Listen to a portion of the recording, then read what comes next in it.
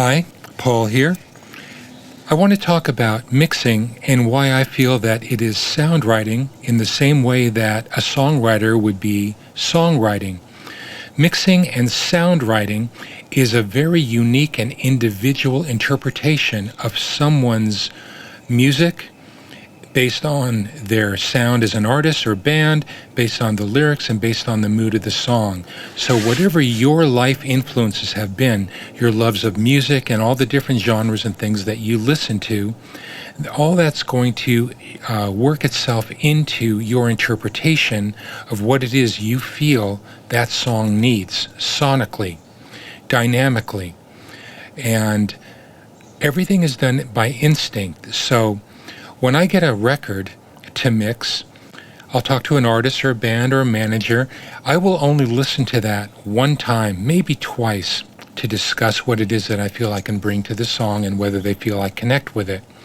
Other than that, on the day of the mix down, I don't really listen to their rough mix at all for several hours, maybe 3, 4, 5 hours into a mix, because I don't want to be influenced by what it is they have done in their mix. Because if I listen to their mix and keep checking back and forth here and there while I'm mixing, I'm going to start copying their mix. And unless an artist tells me that they really want me to stay true to their rough and just freshen it up a bit and see if I can make it sound a little better, which I'm happy to do, if they don't tell me that, I'm going to say, do you want me to stay true to your mix, or do you want me to just do my thing? And usually 8 or 9 times out of 10, they're going to say, no, just do your thing and see what happens. See what you can go for. Just go for it. And I really appreciate that, because a lot of times I can find something that is a certain balance or vibe or element that was in their production that they weren't featuring or going for a certain sound that would actually bring more of a feel or life to their record. So a lot of times I will only listen to their rough mix 3 or 4 hours into a mix to see maybe how loud did they have a certain guitar lick in the blend, or how are they balancing their background vocals? Was it really up in the forefront or was it back? Just to see where it is they were at, for food for thought. And sometimes I'll say, no, their rough mix is better and I need to go lean a little more toward their direction, what it is, because that feels right. But more times than not, I'm going to be on a path that's going to have everything that their rough had going on in the positive and be able to take it up to a whole nother place. Say, they had a loop in their record that was way back in the balance and just blending, and I might feel like that's a major part of this record that could really have a great feel for this record, and I'll bring that really up front and have that in the forefront of their record. Or maybe I'll go for a certain vocal sound or effect that they hadn't quite thought of, or I might do a drop in a certain section of a song, or I'm always looking for flavor. So basically what it is I'll be mixing a song and I'll get turn up the volume and really get a feel and quickly move through everything to make it sound like a record and make it feel cool. Then I'll step away from it, sometimes for 15 minutes, a half an hour, sometimes an hour, and I'll just go off and do something totally unrelated to the record. When I come back, I'm going to really attack it and go for whatever it is I want to go for, because I've done the overall technical feel and vibe in the first hour of mixing, sometimes in the first half an hour of mixing, and then I want to get away from it. So I'm not getting sterile with it, because I want to make sure the routing is right how I like it, the outputs are set up right, all of the effects are how I want it and set up. Any drum samples that I want to augment their drums with, I will have ready to go and set. So when I come back after a break, I'm going to be really mixing then and attacking the mix and getting it how I feel is best. And all that is done by feel and instinct. And I might, after a couple of hours, 3 hours, 4 hours, then I'll finally refer to what it is that they sent me as a rough mix. Once I get the record and the mix happening and I go, this is really great, I'll take another break and I will come back to it. Now I'm looking for little nuance, things like frequency slivers, just to make things dovetail. Maybe the bass guitar, I'll say, 130 cycles, if I can just bring that down, tight Q ever so slightly, because that'll free up a little more room for the bass drum and actually make the bass speak better. Or I might just push a little frequency in the guitars or a lead vocal, or I'll make a loop a little more distorted, or I'll do something with the hi-hat, or I'll look for moments in the song, like maybe I'm going to have a bass. I'll cut the bass just 2/8 notes before the downbeat of a chorus, just to make a chorus land harder and be more of a payoff. I might put a flanger on something here and there just to give it, just for scene changes, to make sure it goes from a verse to a B section to a chorus to a middle eight to a solo, whatever the record is, just to make sure it constantly has little nuanced changes to make a record sound more alive, just to keep the listener engaged, just to have scene changes so that a listener always finds something new. Like, say, a chorus will be a little more mono and maybe not so much top and bottom. Into a B section, that'll be another boost up. Into a chorus, that'll bloom more. So there's more top, there's more deep bottom, there's more width. So a listener is like, wow, just to give a record a wow factor. To make a record and a song that would normally be listenable to maybe 5 or 10 times, and now a listener can really enjoy it 100 times, just because it's a more exciting, engaging record. I got dogs barking, I've got planes going. Sorry for all the background noise.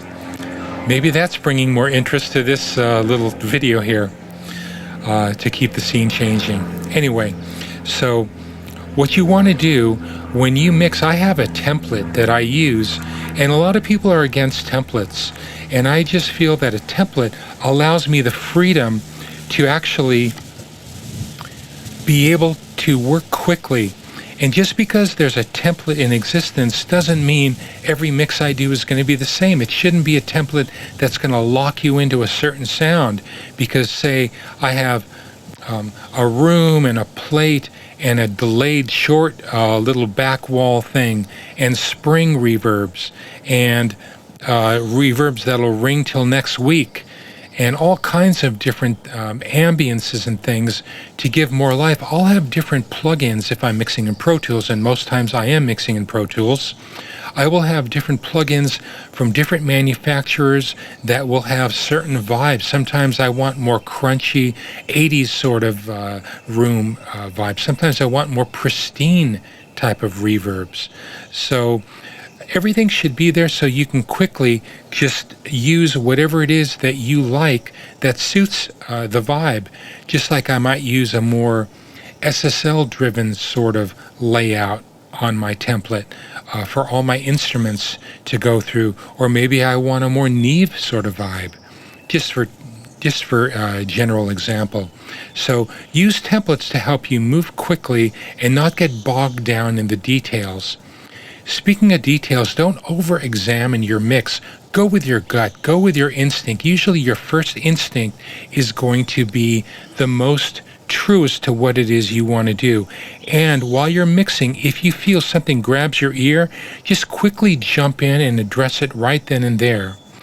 And I just think you'll be able to not forget things, because as time goes on, your ears are going to grow accustomed to what it is that you want to correct. All that stuff is going to blur out, and you're going to get used to it, and it's not going to stick out anymore, which might be a good thing, actually.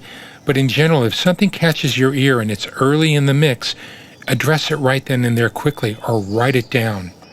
If I hear something, what when I get a mix to a certain point, I'll actually take a quick little ear break, and then I'll sit down, and I won't get caught up looking at a screen. That's another thing that can really be a nuisance, is always be looking at a screen. It's just too much information and waveforms and meters flickering that are going to distract you from a record. You want to be able to sit back and listen to a record.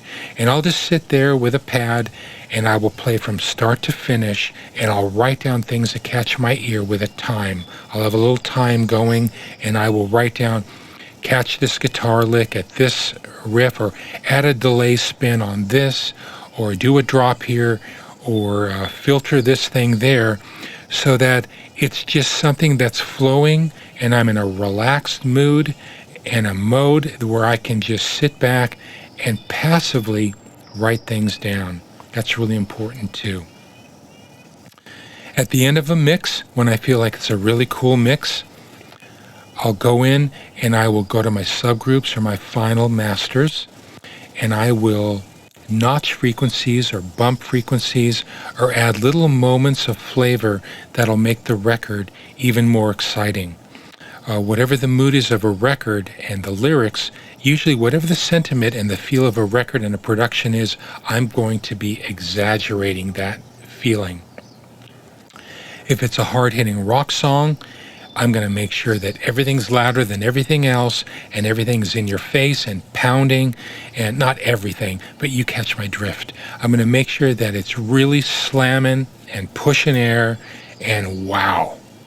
If it's a pop record, I'm going to make sure that it's got a great feel and a vibe and things are bouncing and feeling great. If it's a somber record filled with angst, I'm going to make sure that that mood is brought forward. Whatever the vibe is, I'm going to exaggerate it. And that's why I say mixing really is sound writing. Not songwriting, but sound writing, because it really is your own personal interpretation of what that person's song is. So be bold, take chances, do your own thing. Don't do things the right way. Do the right things. Don't do things right. Do the right things. And you're going to find that you're going to end up with something that's more unique, and you're going to develop your own sound, your own brand. Not your own sound, because you should really, what I do is try to bring out whatever it is that their music is. It's got to sound like them, but there are certain signatures that mixers have. Not formulas. I don't like formulas at all. Signatures that you'll find will accumulate over time, and people will say, did so-and-so mix this? Did that guy mix this? Did that girl mix this? And just do your own thing. That's going to separate you from the pack and allow you to really be sought out for your thing that you bring in a record. So hopefully that was helpful. Thanks for checking it out, and cheers.